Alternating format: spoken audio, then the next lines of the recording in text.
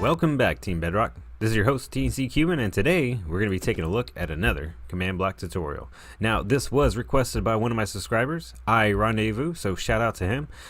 Basically, what he had asked me for was to see if I can help him create an ore generator like they do on the Treasure Wars or Egg Wars maps. So right here behind me, I do have a few things set up, so let's go ahead and take a look right into it. Actually, I'm going to say that one of my subs decided to join my world. So my lovely assistant, Melanie, over here, she's going to give me a hand and kind of showcasing the actual generators that we have over here. So the first generator I'm going to kind of show is going to be the gold generator. Now, the gold generator, go ahead, Mel, you can flip it. The gold generator, basically I got the concept and idea from another great content creator, Dan Robs. Definitely check him out. I'm gonna leave his link down in the description, but yeah, you guys should definitely check out his channel, see what he's got going on, because he does create some good content. Now, there are some changes that I've done from what he has originally put in his video. Basically, right here, for every second, we're gonna get one ore. As you can see, I'm collecting one. Okay, so I'm not gonna be repeat, but there's a nice little cool aspect that I put onto this. And if we take these gold blocks and I toss one in there, look at that. We are now going to be getting two. Let me kind of show you that. Look, 8, 9, whoops. Go ahead and drop a block down right here on the center.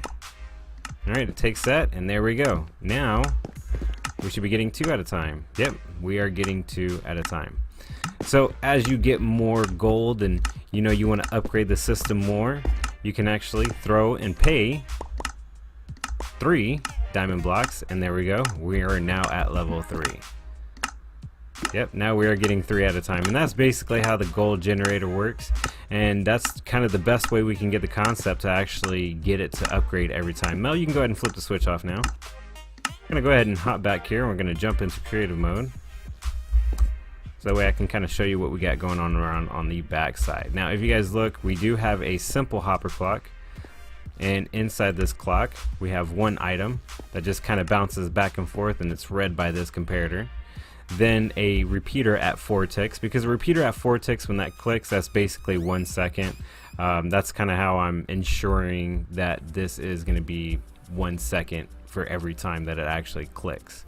What we have over here is all the commands, and I did want to break those intentionally because I wanted to show you how it all operates. What we have is we have the first one initially here.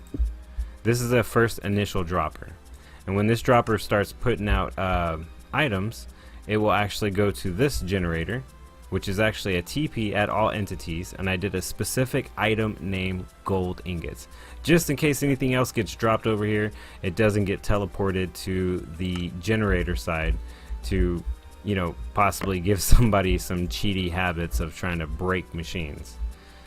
So we have the one. And kind of very simply what I've done is I've teleported items, the iron blocks, from underneath with this command block right here to go into this hopper. Okay, so once the item or the blocks go into this hopper, it will increase the signal, which you guys can see the signal is already maxed out. What it does is it increases the signal to activate the next set of command blocks, which I have labeled level 2 and level 3. So on this command block that I do have on the bottom, the teleporting command block that takes the payment, I do have this one set as it needs redstone. The reason why I do that is because after you hit it at max levels, I wanted it to be able to set you up to where it doesn't take items from you constantly once you get it maxed out levels. Let me find a redstone block real quick. They're never where I want them to be. I can place it. Okay, so that's back on now. And when you come over here to this first hopper, we're gonna have actually, instead of all of these items, we actually only want 22 items. Let's go ahead and get 22 in here. Okay, let's place my redstone back. Alright, so as the machine, let's get rid of that, as the machine receives payment, it will actually go inside of this hopper. And so before it actually kind of upgrades, I'll actually show you. So we got 22 right here. Come over on this side, I'm gonna throw one gold block. It's gonna take it, and then I'll have the gold block plus the 22 coarse fruit, and then that will actually activate this line of commands, and it will actually use this command too, which is a repeating command block to constantly clone the dropper full of gold, so this way it never runs out of gold, so it could just keep going on forever and forever for however long you decide to play the game. So once that's done, we do the same thing again, okay, where we drop 3 blocks, 1, 2, and 3, right? And it does, you see how it kind of created the second set of commands to actually put the third dropper in right here, okay? So although I have it turned off right now, I just kind of wanted to show you guys how the whole system works for the upgrades. It's pretty simple. There's actually a bunch of different ways you guys could actually do this if you decided to try and tackle it on your own, but this is the setup that I came up with. And once it activates one of those, the second set of commands right here, where although it says level 3 activation, what it actually does is it comes over here and gets rid of that redstone block, so that way you can't lose your gold blocks if you decide to try to upgrade more and more. So it's kind of got a fail safe in it. Let's go ahead and jump into this command. I think that's the one. Yep, that kind of does a set redstone block. Actually, that sets it right here. Yep, we do a payment release. Sorry, I had the command blocks backwards. Alright, so we have also the iron right over here. Let me do a /clear so I can clear out my inventory and I can show you guys what's going on with that. We'll go back into game mode S. Mel, if you don't mind, go ahead and assist me and turn on that lever. Now for the iron generator, we have this one actually go for every 6 seconds. So this way it's not as fast as the gold. Kind of more, I guess, along the lines of Treasure Wars, which I've been playing a lot lately, if you guys have been paying attention to my live stream. Mel has also been playing that with me too, wherever she went. Oh, there she is, she's flying. So yeah, as you guys can see, this one actually does the same thing. It's just at a slower pace. Let's go ahead and take a look at that clock, because that's a pretty simple clock. Basically what we have right here is we have repeaters, or I mean comparators, that kind of read out into this block, and on that block it does a torch. So basically that torch will keep them lit again, and then once it wears out, lights the torch back up, and then the torch lights up the comparators also one more time. And then this block right here is basically just another clone command that clones this dropper full of iron. So that way this machine puts the iron right here. There it is. It actually looks kind of cool the way the animation kind of comes out of that top block. So you guys can set that up however it is that you might like for your worlds that you decide to create. Mel, you can go ahead and turn that one off. We're going to go ahead and jump over to the emerald side. Emerald, I do believe, is a little bit longer. I think I have that one set for every 10 seconds. That one does take a little bit of time, and I did actually set that one up with an etho hopper clock. It was kind of the best way to get the timing right for 10 seconds, because that's what was requested from my subscriber, I Rendezvous. Did you flip that one on, Mel? Yes. Okay, so there you go. There's the first one. And then if you sit here and you wait about 10 seconds, the second one should pop up. And that's basically the emerald generator. Yep. Alright, so we also have here, actually let me show you what I've done on the etho clock, so that way you can see actually how many items are in here in case you decide you wanted to use it for your build. Oh, I thought, let's see, let's wait for that to empty. And yeah, we use 12 items. Basically, I think after I want to say 2 items that you put in there, for every other item that you, or for every additional item that you put in there, it kind of adds a second, and we can show you that basically with the diamond side. But I'm gonna go ahead and come over here. Mel, if you want to flip on the diamonds, we can actually kind of showcase that. We don't need those emeralds, they're not important. Alright, so there's the first one, and then every 7 seconds we should be getting another diamond. There you are, and so there's the second one. And I'll go ahead and showcase that one. Kind of show you guys what we got on this side. Wait for that to, there we go. And you guys can see, I think, yep, 9 items in here. And like I said, for every one that you add, it's going to add on an additional second. This one is set for 7, so 2 plus 7 equals 9. I don't know why you have to have 2. Maybe it's just the timing of the Bedrock edition. And then if you come over here, we have the 12. Like I said, again, you start with 2, and then this one's set at 10 seconds. So if you guys decided that you wanted to use the etho clock also for the iron for like something that's 7 seconds, you could also do that. But this is what I decided to do. I wanted to show kind of maybe 2 different kind of clocks. If you guys did want to see more additional ways to kind of set up the clocks, you can definitely check out Dan Rob's channel. He does have some pretty cool setups. One of the things that he did use is an armor stand, but with my experience with armor stands is, well, they just seem to randomly despawn if they're like, I guess, in some kind of weird chunk loading area. So this one is a little bit worry free, so it should be a little bit more simple to set up. Now the diamond, the emerald, and the iron, I do basically have this kind of all set up behind the wall, but you could easily teleport the items from, you know, another location unknown to the players that you guys are going to be having in the future of your game. Instead of having it just, you know, like I have this dropper right here, pushing it into this block up here, and then it kind of spits out.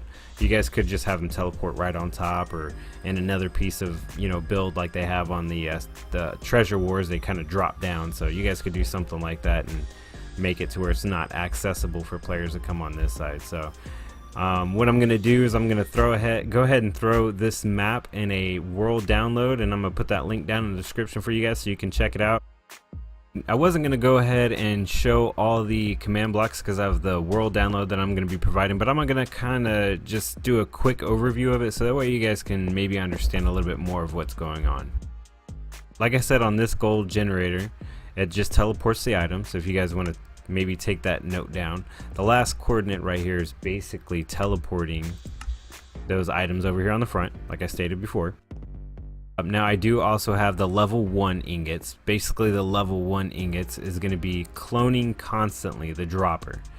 These coordinates are basically a clone command. Now you do have to have the first 3, which is the 12, 73, 17, and then another set of 3, which is the 12, 73, 17 again, and that number is the coordinates for this dropper that's right over here underneath this gold block. Okay, so it has to clone that 1 by 1 area and basically place it right here, and when it does that, it just constantly, yeah, see, it just constantly places the items back in there, so it will never run out. That's kind of the main goal of this. Now on the level 2 side, when it does upgrade to level 2, it's going to do the title on the title bar, which you guys saw on the screen, right? It's going to tell you you're at level 2. Okay, so the level 3 prep, what it does is it clones this hopper, and it's actually going to clone it in this spot. Okay, when it does that, it's going to clone it with the 64 plus 2, so that way when you do make the 3 payments of the gold blocks right here, it will actually upgrade to the next one. That's why I called it the prep, because it's prepping to go to level 3. And then after that one activates, it will activate a set block for the redstone blocks. Okay, that actually puts this one right here. And then this one is also another repeating command block for level 2, which will do the same thing as the level 1, but put the dropper in the next location, which would actually be right here. Okay, so for the level 3, same basic thing, title, gold generator level 3, which you guys did see. And instead of a cloning like a hopper, what we do is we do a payment release, and this one is going to set that redstone block that was next to payment receiving, and it's actually going to set it to air, so this way it no longer takes blocks from a player. That it's got that failsafe. The level 3 activation, what that does is it actually sets a redstone block again, similar to the one over here for the level 2 activation. Oh, it's not even named.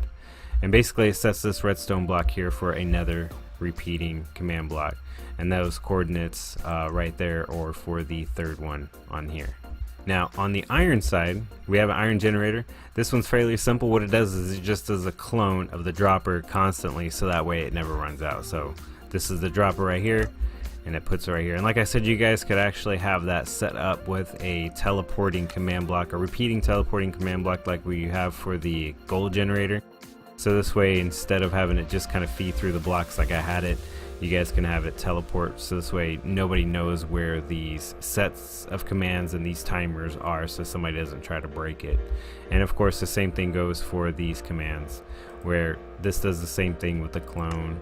And if we can get to the diamond side, and that does the same thing also. So if you guys have any questions, concerns about what we've done here, even after you guys have downloaded the world, you can always hit me up on Discord or hit me up on Twitter. I'll go ahead and respond, so this way we can actually maybe help you out on what needs to be done. I'm always trying to help out my subs and kind of get things going. Mel, you want to say it? No, I am not doing it. Alright, well, I'm going to let you guys know. If you have anything else that you guys want to check out, you can always go to my page, my YouTube page. You can hit that bell notification so you can learn more about the upcoming events in my other videos. And I'll just go to say, I'll catch you guys on... No? No? No? No? No. I'll catch you guys on the flip side. So how do you like these new textures? I really like the what is this? The moss stone. The moss stone's good. I like the diamond too. I mean, not the diamond, the gold. I like how it looks. Yeah, it does really look really cool. I like the way the emerald looks. It's a really good new, I think, design for the emeralds. Same thing for the diamonds too. It just makes it look cleaner. But I will have to say, my favorite is the sand and the stone. The most simple blocks, the most common blocks in the game are kind of like my favorite. I really like the new textures for the stone, and I really like the new textures for the sand, because the sand, it looks so much cleaner than it did before. This one is the andesite. This one is the diorite, and that is the granite. Yeah. I hate it because of how it looked. Now it looks a lot. It looks like marble. Well, yeah, it does look like, it looks more marble than what it did before, because before it used to just look like bird poop. I would have to agree with Iskall on that one.